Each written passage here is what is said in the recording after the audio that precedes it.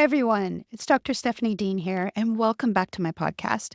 It is officially holiday season, and that is usually a time of joy or togetherness, and well, more often than not, a time of a lot of tension. For many of us, the dinner table is where worlds collide. Families with strong personalities, or lingering conflicts, or wildly different views, especially coming off an election season like this one, gather together.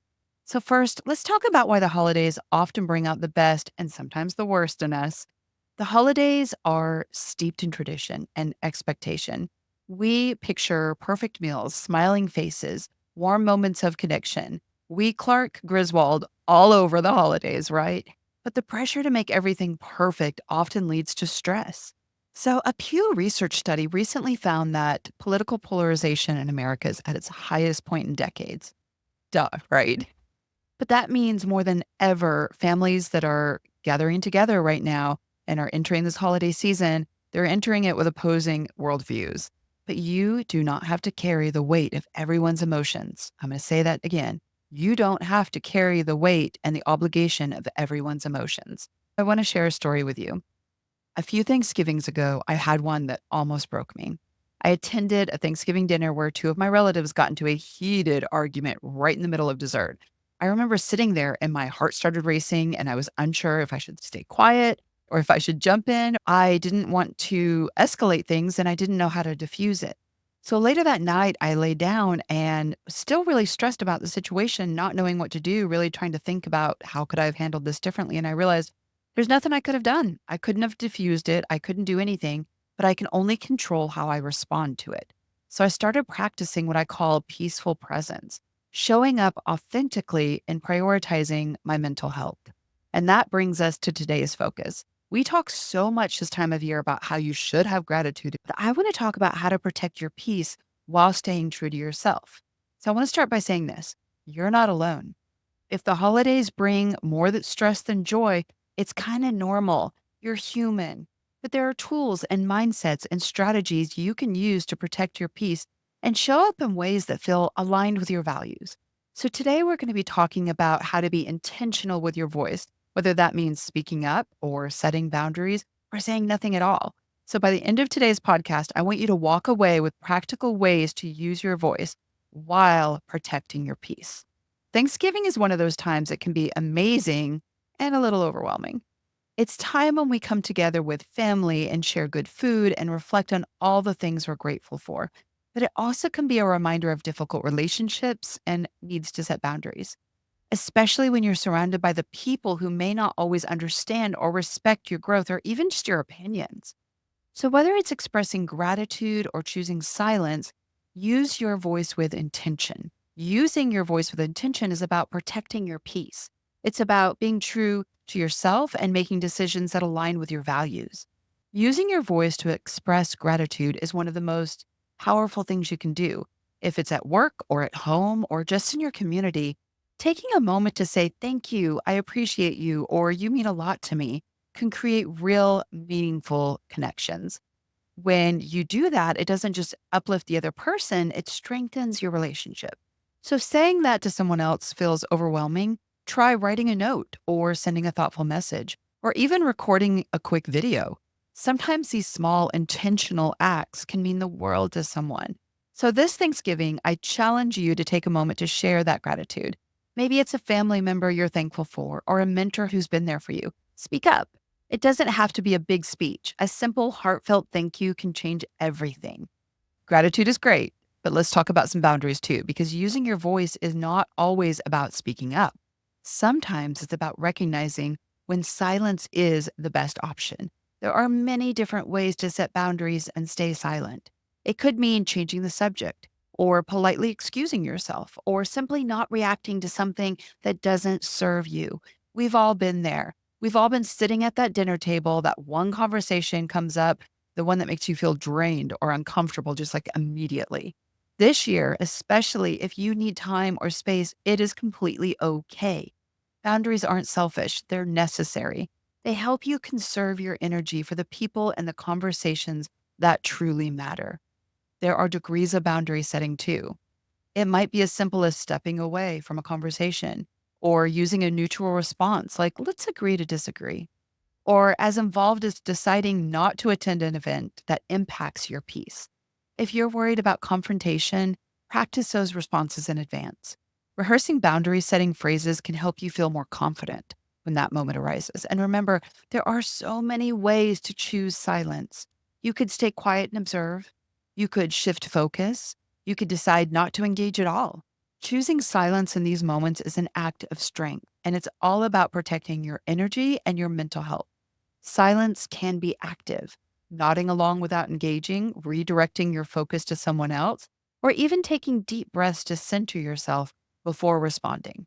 Remember, you're not obligated to engage with every topic, and taking care of your mental space is a priority.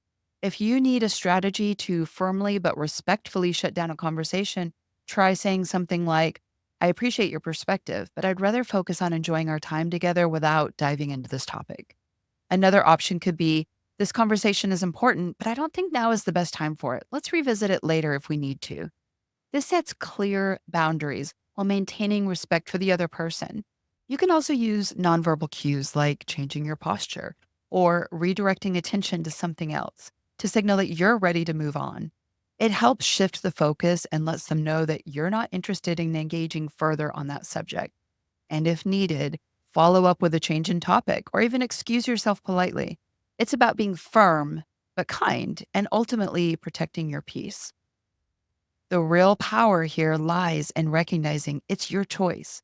Whether you decide to speak up or stay quiet, it's entirely up to you. You're the one in control of your voice, and that's what makes it powerful. It's not just about what you say, it's about when and why you say it. And sometimes just not saying anything is just as powerful as speaking up. So if you find yourself in that situation, you just need to find ways of stepping back or stepping away. I want to give you 10 actionable tips to safeguard your peace this holiday season. So, tip one, ground yourself before the gathering. The holidays can feel like stepping into an emotional roller coaster. Before the noise starts, take a moment for yourself. Even 5 minutes of mindfulness can make all the difference. Let me tell you a story about Sarah. Every year, she dreaded Thanksgiving because her family always arrived with emotional baggage, often a little sidecar of passive aggressive. But last year, she decided to try something different. She spent 10 minutes sitting in her parked car, just breathing deeply. She focused on a mantra, I can't control them, but I can control how I respond. I want to guide you through an exercise here. There's a quick grounding exercise that you can try before walking into that event. Sit somewhere quiet. I want you to take a slow, deep breath in through your nose for 4 counts. Hold your breath for 4 counts. And then exhale slowly through your mouth for 6 counts. Repeat this 3 times, focusing on the sensation of that breath. This technique activates your parasympathetic nervous system, which tells your brain it's okay. We do not need to fight. We do not need to flight. We do not need to freeze. You can relax. Mindfulness practices not only lower cortisol, which is your stress hormone, but it also increases the emotional resilience that you have. This means you're more likely to stay calm when things get tough. Okay, step 2, set clear boundaries. Holidays can be tricky because people often push, and they know, right? They know how to push your buttons. They often push these boundaries without even realizing it. So we have established patterns and it's time to break them. So setting limits ahead of time can help you avoid unnecessary stress.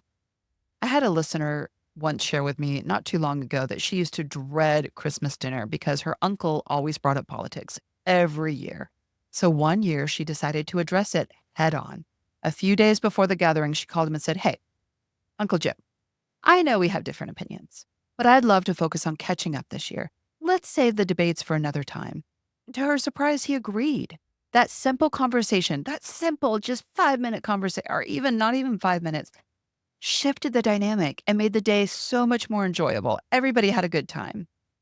Just say, I'd rather not discuss politics today. Let's talk about what's new with you. Or you could say, thanks for asking, but I'm not really comfortable sharing details about that today. Let's move on. Let's talk about the turkey. So remember, boundaries are not just about shutting people out. They're about creating a safe space for yourself. It's okay if setting boundaries feels awkward at first. It's going to feel awkward at first. It's an act of self-care, and it gets easier with practice. So tip 3, Bring lighthearted conversation starters. One of the easiest ways to diffuse tension is to steer conversations toward positivity. Having a few lighthearted topics ready can save the day. There's actually a game. It's, I think, Danish, because the word is Danish, called hygge. And it literally is a card deck full of conversation starters. And there's so many different games, and you can pull some online too. Find 5 or 10 of them. Have them ready for when, Aunt Janine asks your senior in college, what are you going to do with the rest of your life? And your senior in college is like, no, we don't need to do that today. We don't need to do that. So instead, let's say, hey, I've got this question. What's the most embarrassing thing that's ever happened to you in the kitchen? Within minutes, the room could be filled with laughter and the tension will evaporate. Doing something like that can just set laughter ablaze in the kitchen instead of your turkey or your senior who does not want to hear the question, what's your next step? So here's a few conversation starters you can try if you don't want to pull any offline. You can say, what's the best thing you've eaten this year? If you could instantly master a new skill, what would it be? Or what's one funny or awkward holiday memory you'll never forget? These questions create space for connection and laughter, which are the ultimate tension breakers. Okay, tip number 4, limit alcohol. Alcohol can loosen tongues and lower inhibitions, but it can also amplify emotions and escalate conflicts. I had a friend actually tell me about a Christmas Eve where she had one too many eggnogs, and that led to a heated argument between her and her dad. That started as a lighthearted debate over football. And granted, I'm in the South right now, so football here is kind of religion, so I can see how that would go that way. But it turned into this shouting match, and the rest of the night was just painfully awkward. So next year, she decided to pace herself with 1 drink per hour and alternated with water. The difference? No blowups, no hangover, and a much more peaceful evening. So consider bringing a fun, non-alcoholic option like sparkling cider or mocktail. Sometimes the act of holding a drink, alcoholic or not, can help you feel more at ease in social situations. So tip number 5, know when to step away. It is okay to take breaks. If the energy feels too intense, give yourself permission to just step away. It's okay. So a few Thanksgivings ago, tensions were running high between same 2 relatives that had a fight over dessert. Rather than getting sucked into the drama, I excused myself and I went for a walk. By the time I came back, the argument had fizzled out. Everybody was fine. Sometimes, if it makes you very anxious, distance is the best tool for maintaining your peace. So, other things you can do besides go take a walk, because sometimes that's not really an option. You can offer to help in the kitchen. You can just go around the block. You can find a quiet corner to text a friend or scroll through photos of your dog. Stepping away is not about giving up. It's about choosing peace over conflict. Again, it's active. It's an active choice. So tip number 6, practice active listening. Listening is one of the most underrated tools for de-escalating tension. Sometimes people just want to feel heard. I had a cousin who was venting about work, and instead of jumping in with advice, which is what we all try to do, right? We want to fix it. I said, wow, that sounds like a lot to deal with. How are you holding up? Her face just softened and she was like, well, thank you for listening. I didn't try to fix her. I just was there to listen and to empathize and to hear more about her story. So when someone's upset, instead of trying to fix the situation, try saying something like, man, that sounds really hard. Or I can see why you'd feel that way. Or tell me more about that. Validation does not mean agreement. It just simply shows that you care. So again, tip number 7, create moments of joy. Share laughter, have fun activities that can transform the energy of a gathering. You can play a game like Pictionary or trivia. You can watch a classic holiday movie or share funny and heartwarming memories from the past year. Joy is contagious, and it's one of the best ways to connect. So tip number 8, release perfectionism. Tell Clark Griswold to pack his tree and his squirrel and go home. Not everything is going to go to according to plan, and that's okay. So tip number 9, have an exit strategy. If you are staying overnight, make sure you have a way to decompress. You could bring a journal or a book and escape for a bit. You could plan an errand or an outing to give yourself some breathing room. You don't have to stay in a difficult situation all the time. It is okay to take a break. And tip number 10, finally, be kind to yourself. The holidays don't have to be perfect, and neither do you.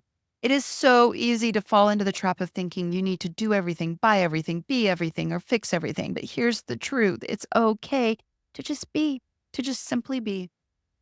So Thanksgiving is actually my favorite holiday.